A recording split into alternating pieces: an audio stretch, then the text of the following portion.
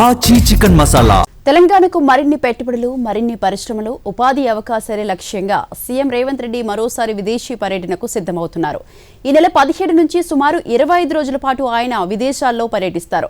ప్రపంచ దిగ్గజ పరిశ్రమల ప్రతినిధులతో సమావేశాలు నిర్వహిస్తారు.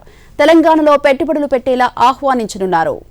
తెలంగాణను గ్లోబల్ ఇన్వెస్ట్మెంట్ హబ్గా నిలబెట్టే దిశగా ప్రభుత్వం అడుగులు వేస్తోంది.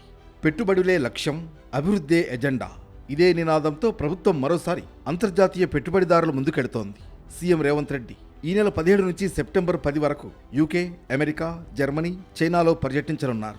అక్కడి కంపెనీల ప్రతినిధులు, మల్టీనేషనల్ కంపెనీలు, పారిశ్రామికవేత్తలు, పెట్టుబడిదారులతో సమావేశాలు నిర్వహిస్తారు. తెలంగాణలో పారిశ్రామిక పెట్టుబడులు పెంచడం, కొత్త పరిశ్రమలు తీసుకురావడం, భారీగా ఉద్యోగావకాశాలు కల్పించడమే సీఎం విదేశీ పర్యటన ముఖ్య ఉద్దేశమని ప్రభుత్వం చెబుతోంది.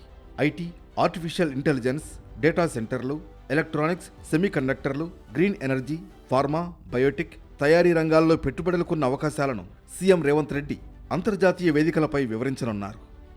దావోస్, జపాన్, దక్షిణ కొరియా లాంటి అంతర్జాతీయ వేదికలపై తెలంగాణలో ఉన్న అవకాశాలను వివరించి పెట్టుబడులు సాధించడంలో ప్రభుత్వం సక్సెస్ అయింది. ఇప్పుడు మరోసారి ప్రపంచ పారిశ్రామిక దిగ్గజాలతో ప్రత్యక్షంగా చర్చలు జరిపి రాష్ట్రాన్ని గ్లోబల్ ఇన్వెస్ట్మెంట్ హబ్గా నిలబెట్టే దిశగా ప్రభుత్వం అడుగులు వేస్తోంది. పెట్టుబడులతో పాటు ఆధునిక సాంకేతిక పరిజ్ఞానం, పరిశ్రమల విస్తరణ, ఉపాధి అవకాశాల పెంపుపై కూడా ఈ పర్యటనలో ప్రత్యేక దృష్టి సారించనున్నారు సీఎం రేవంత్ రెడ్డి.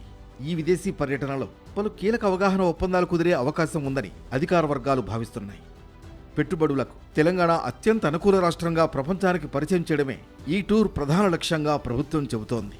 4 అగ్రదేశాల్లో ముఖ్యమంత్రి రేవంత్ రెడ్డి పర్యటన తెలంగాణకు ఎంత మేర పెట్టుబడులను తీసుకొస్తుంది, కొత్త పరిశ్రమలు, ఉద్యోగాల రూపంలో ఈ గ్లోబల్ టూర్ ఎంత ఫలితం ఇస్తుందనేది ఇప్పుడు ఆసక్తికరంగా మారింది.